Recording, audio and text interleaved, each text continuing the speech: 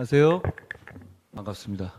정치가 뭔가요? 제가 정치를 잘 알고 하는 얘기는 아닐 겁니다. 저도 정치한 지 얼마 안 됐잖아요. 정치가 뭡니까? 저는 어릴 때부터 정치를 이렇게 두 가지로 정치는 공공선을 추구하는 건 그리스 시대부터 있었던 얘기잖아요. 저는 그 말을 아직 믿습니다. 그리고 그 생각을 가지고 정치를 하려고 조금 더 좁혀서 보면 정치가 뭐 권력을 잡기 위한 과정들 이렇게 말하잖아요. 근데 저는 제가 좋아하는 정의가 있는데 정치인이 보는 시각으로 최대한 많은 국민들이 사안을 보게 하는 것이라고 생각합니다. 우리는 여기도 카메라가 있지만 카메라 뷰파인더를 통해서 사안을 볼 수 있잖아요. 저는 제가 가지고 있는 어떤 사안을 보는 뷰파인더를 최대한 많은 시민들이 보고 공감할 수 있고 이 뷰파인더를 통해서 그 사안을 이해하게 하는 것, 그 창을 드리는 게 정치라고 생각합니다. 그걸 최대한 많이 공감을 받는 사람이 결국 많은 표를 받게 되겠죠. 그 생각을 합니다. 그러니까 아니 내가 이렇게 맞는 말 하고 있는데 왜 나를 몰라줘? 이건 정치를 모르는 겁니다. 이 뷰파인더를 최대한 홍보하고 왜 이게 맞는지를 설명해서 최대한 많은 분이 이 뷰파인더로 어떤 사안들을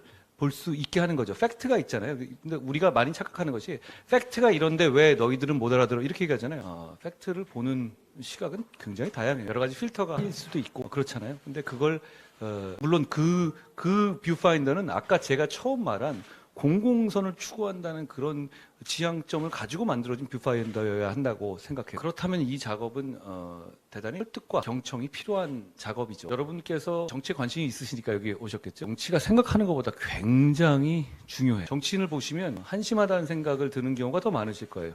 뭐 저를 보고도 그러실지 모르겠는데요.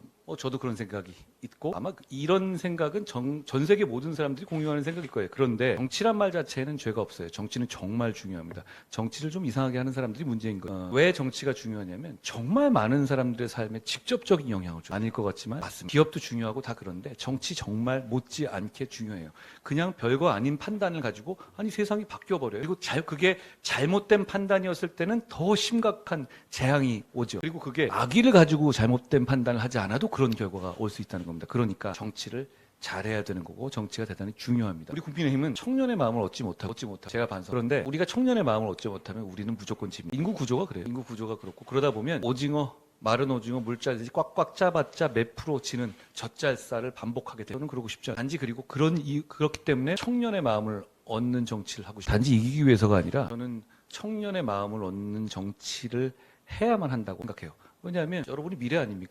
그리고 이 우리 세대가 지속 가능하기 위해서는 청년들이 길을 펴고 희망을 가지고 일할 수 있어야 됩니다. 그 기회가 사실 저희 세대 때는 많았거든요. 앞에 계시지 우리 보좌관님은 아닙니다.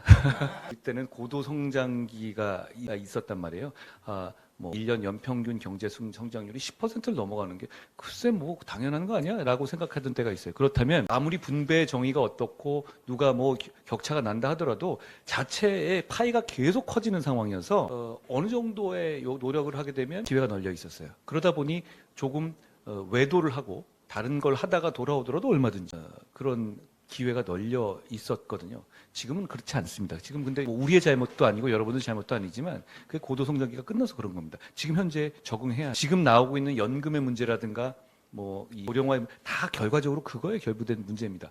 그렇기 때문에 여러분의 삶이 굉장히 어려워졌다는 것에 대해서 인정할 수밖에 없고 거기에 대해서 대단히 안타깝게 생각합니다. 그렇기 때문에 여러분이 정치를 하셔야 돼요. 청년 정치라는 말이 청년을 무슨 뭐 여러분들에게 떡 하나 더 주는 정치?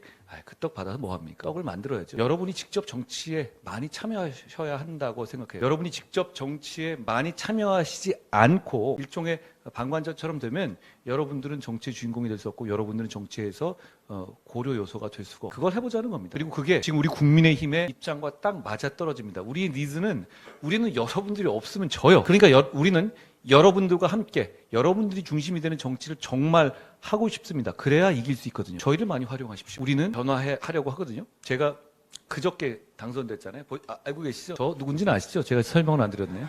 제가 63%를 받았고 당심에서도 63% 그리고 민심에서도 63%를 받았습니다. 굉장히 큰 수치잖아요. 4명이 나오는. 저도 깜짝 놀랐어요. 여조에서 계속 나오긴 했지만 글쎄 설마 이랬거든요. 그 뜻은 어떤 시대정신이나 흐름이 있는 거고 그냥 뭐 제가 뭘 그렇게 좋다고 정치에 오래 안 해본 사람이 그렇게 지지하겠어요. 그런 게 아니라 변화해야 된다. 라는 명령을 주시고 있는 거예요. 그 변화의 흐름 끝에 바로 여러분과 같은 청년 정치를 해야 합니다. 청년 정치의 핵심은 청년을 위한 정치라기보다는 청년이 하는 정치여야 해요. 과거에 헬무트 콜 이라는 독일의 총리가 있었죠. 뭐 그분도 여러 가지 평가가 있지만 결국은 독일을 통일해내는 장면에 총리를 했던 사람이, 그 사람은 17배 지역에서 정치를 시작. 그 패스가 있어야 저는 청년 정치가 가능하다고 보거든요. 우리는 지금 그런 패스가 제대로 작동하고 있지 않습니다. 저는 그렇게 정치해온 게 아니잖아요. 뭐 여러 가지 다른 영역에서 나름대로 성실하게 살아오다가 어느 정도 평가를 받은 사람이 이제 너무 우리 이 김조혁 부총장님도 그래, 두분 다 언론계에서 굉장히 평가를 받으시고 오시는 그런 거잖아요. 그런데 정치 자체에서 커가면서 정치의 근육을 만들어 나오는 청년 정치도 저는 대단히 중요하고 하나의 축을 이루어야 한다고. 저는 당대표가 돼서 그걸 만들 겁니다. 그게 필요하다고 생각. 그리고 그게 여러분들의 이 니즈를 정치에 반영하고 여러분 스스로 정치 세력으로 커갈 수 있게 하는 그 원동력이 될 거라고 생각합니다. 제가 아이디어를 많이 만들 거고 그걸 실행해 볼 거고요. 뭐 하는 과정에서 좌충우돌을 할 수도 있고 시행착오를 겪을 수도 있을 것 같아요. 근데 뭐 해보죠. 뭐. 그리고 저는 진심으로 청년들이 희망을 갖고 청년들이 정치에 참여를 많이 했으면 좋겠어요. 그게 꼭 우리가 승패를 떠나서 얼마나 제가 하겠어요. 근데 승패를 떠나서 분위기를 충분히 만들었으면 좋겠다고 생각해요. 예를 들어서 여러분 국민연금에 관한 개혁에 대해서 어떻게 생각하세요? 기자분들 계시는데 내가 이런 얘기 해도 될지 모르겠지만 국민연금의 문제가 사실 왜 개혁이 필요한지는 알고 계시죠. 재원 자체가 부족해지는 거예요. 그런데 아주 정치적으로 보면 이런 심각한 문제가 발생할 때 사회가 이거를 해결하는 방법은 두 가지가 있어요. 해결책을 찾는 겁니다. 둘째는 범인을 찾는 거예요. 그래서 그 범인을 비난하는 거예요. 그러다 보면 어느 정도 풀리고 현실을 인정하고 넘어가게 되고 다음 페이지로 넘어가게 되고. 그런데 이 국민연금 같은 문제, 이런 문제가 청년과 관련해서 많이 있어요. 사실 이 문제가 어려운 건 완전한 해결책이 없어요. 둘째, 범인이 없습니다. 아무도 잘못한 사람이 없어요. 그냥 세상이 그렇게 바뀐 겁니다. 인구 구조가 바뀌었고 고도 성장이 멈춰버린 거예요. 그때 여러분이 그냥 이 나이에 계신 거예요. 그러면 지금 국민연금이라는 것이 재원이 부족하니까 지금 상태로 가면 나중에 못 받게 되니까 이걸 조정해야 된다는 뜻이거든요. 그러면 방법은 두 가지입니다. 모수를 지금 주는 액수를 결과적으로 조정하는 것, 그리고 구조 자체를 바꿔보는 것. 이 큰 틀인데 결국은 후자의 결과적으로 큰 솔루션은 여기 있죠. 그렇지만 당장의 미봉책도 필요한 상황이거든요. 미봉책을 만들어 가다 보면 뭐 세상이 또 바뀔 수도 있잖아요. AI 혁명이 터져가지고 정말로 다시 우리가 고도 성장의 시대를 맞을 수도 있는 거예요. 그런데 이 부분에 관한 것도 지금 합의가 쉽지 않죠. 근데 이 부분에 관한 모수 개혁을 보세요. 그냥 이름 보면 우리 모두 일정 부분의 손해를 감수하고 고통을 분담하는 것처럼 보입니다. 이런 거거든요. 지금까지 몇 퍼센트를 냈고 언제부터 얼마를 받는다. 이런 거야 말이에요. 소득 대체율이라는 게 자기가 소득 중에 얼마 퍼센트를 받겠다. 그러면 현재는 얼마를 내는데 이렇게 되는 거예요. 결과적으로는 조금 더 내고 덜 받거나 조금 더 받거나 이렇게 되는 거예요. 그렇죠? 근데 이름 비슷할 것 같은데 그렇지가 않잖아요. 왜 그러냐면 우리 김종혁 선배님이나 홍영림 선배님이나 우리 김연아 대변인 저는 여러분보다 낼 만한 시간이 짧게 남아 있어요. 우리는 얼마 있으면 이제 받는 입장이란 말이에요. 그러니까 더 내고 덜 받는 이 구조에 대해서 여러분 외형적으로는 비슷하지만 여러분들은 몇십 년을 더 내야 되고 우리는 한 5년 10년 더 내면 되는 이런 상황이 되는. 그럼 그게 어떻게 똑같습니까? 게다가 이 모수 개혁이라는 게 상황이 더 나빠지면 앞으로도 있을 수 있는 거거든요. 이 모수개혁이라는 건 이 폭탄이 터지는 것을 시한폭탄을 뒤로 미루는 거고, 그러면 뭐 상황이 더 나빠서 시한폭탄이 또 터질 것 같으면 또 안 할 수가 없어요. 게다가 이게 너무너무 억울한 게 아무도 잘못한 사람이 없어요. 세상이 그렇게 바뀐 거고, 그리고 그 시점에서 처음에 국민연금을 그렇게 기획한 사람이 잘못이냐? 그건 아닙니다.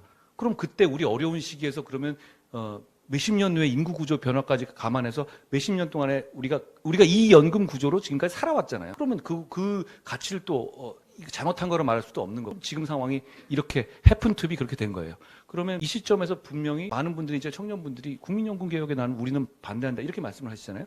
이해합니다. 맞는 말이에요. 나중에 또 될 수도 있고, 구조개혁도 마찬가지예요. 구조개혁이란 문제는 어떻게 되냐면 이런 거잖아요. 일종의 여러분들이 내는 돈으로 우리 기성세대들은 보장을 받게 되고, 여러분들은 이건 나중에 진짜 받을 수 있어라는 불안감을 그대로 가져가거나 오히려 조건은 나빠지게 될 수밖에 없는 구도잖아요. 그러니까 이 구조개혁을 하는 부분도 대단히 어려운 상황이 되는 거예요. 그러다 보니까 얘기 나오는 게 세대별로 잘라가지고 자, 우리는 우리끼리 하겠다. 너네끼리 해라.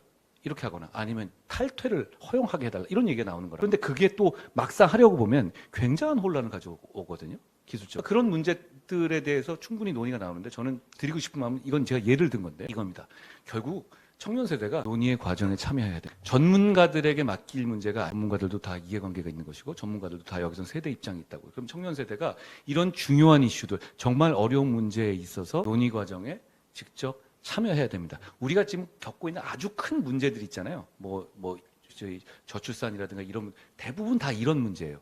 그러니까 여러분 같은 청년 세대와 우리 기성세대 사이에서 입장이 다를 수밖에 없는, 서 있는 지점이 다른 거예요. 뭐 예전에 만화 송곳에 보면 이런 거 나오잖아요. 서 있는 위치가 달라지면 생각이 달라진다고. 그런 면이 분명히 있거든요. 그러니까 여러분이 정치를 하셔야 됩니다. 그리고 그러다 보면 또 세상이 많이 바뀔 수 있다고 생각합니다. 그런 점에서 저는 여러분께서 이 더운 여름날 보수당의 당사에 오셔서 이렇게 집중해 주시는 것에 대해 대단히 고맙게 생각합니다. 우리는 원래 이런 분위기가 아니었거든요. 그렇지만 앞으로 진짜 이렇게 할 겁니다. 이렇게 하는 이유가 저는 여러분들이 정말 잘 됐으면 좋겠다는 선의도 있고, 첫째, 둘째, 진짜 선거에서 이기고 싶거든요. 그러기 위해서 우리는 여러분이 필요합니다. 우리 당에서 정치해 주십시오. 더불어민주당보다 우리가 정말 더 여러분들을 필요로 하고 있고요. 그리고 여러분들과 함께 정말 정치하고 싶은 마음의 준비가 돼 있습니다. 적어도 제가 당대표를 하는 동안 그걸 집중해서 할 겁니다. 그리고 우리가 처음에 제가 광주에서 이 연설할 때 그런 얘기를 했거든요. 딴 연설 말고 우리는 청년정착을 만들어야 된다.